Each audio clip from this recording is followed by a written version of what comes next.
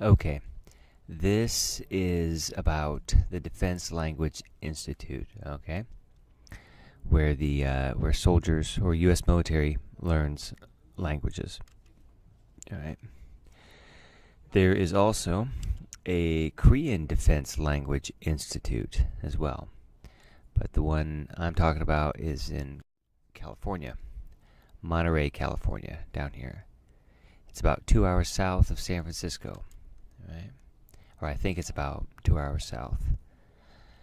There's also another DLI in Texas, but I don't know much about that.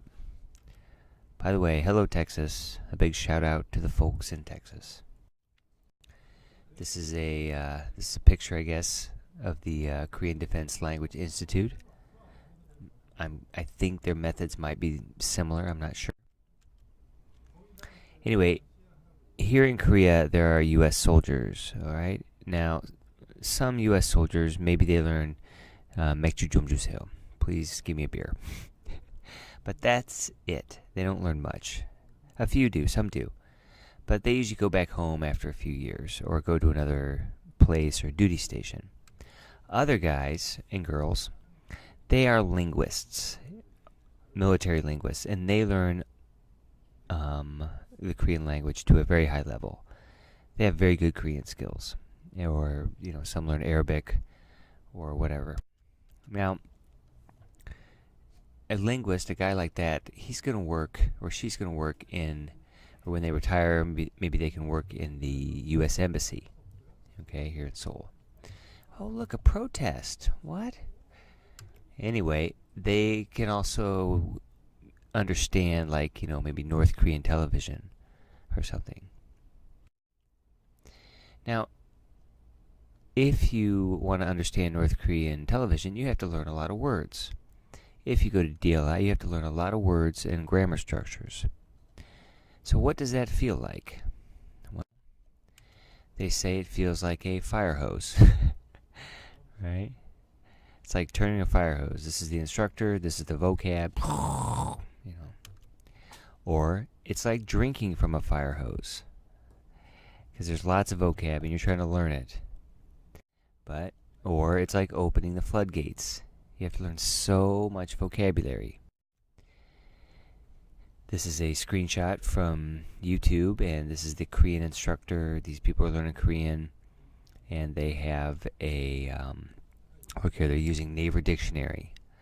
That's good advice. We should do that because we have to learn a lot of words.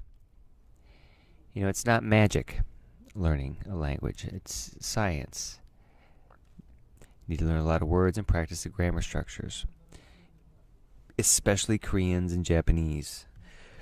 And Chinese people too, because look at this. Like, this is the Spanish words in English. They're the same thing mostly. Abandonar, abandon. Abominar, we have an abomination. Abortar, to have an abortion. Absorbar, absorb. Or absorbar, ver, absorb. Alright, we have many, many, many similar. Aceptar, accept. Oh my god, it's so easy. Or easier.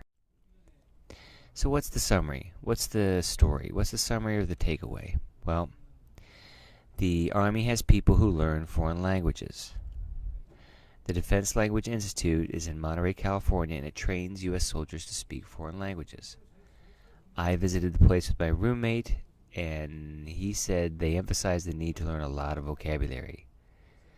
Extended vocabulary is needed in order to be able to understand what people are talking about. Right? Oh, also, I had in there the word decipher. Okay, so if you can understand, this is just an extra word that people ask, decipher. But a good linguist or a person who speaks Korean, they can understand North Korean television. They can decipher the meaning of North Korean secret messages. They can decipher the meaning of North Korean broadcasts, right? Another example of decipher, these are the Egyptian writing, ancient Egyptians, hieroglyphics. If you can decipher that, you get bird, tree, cross.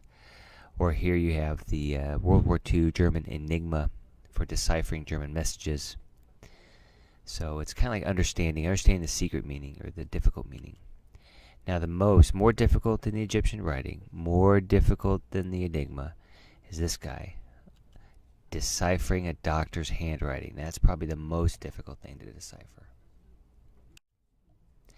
And here's a screenshot. Decipher a code, decipher a crack of the code, right? Decipher an ancient script.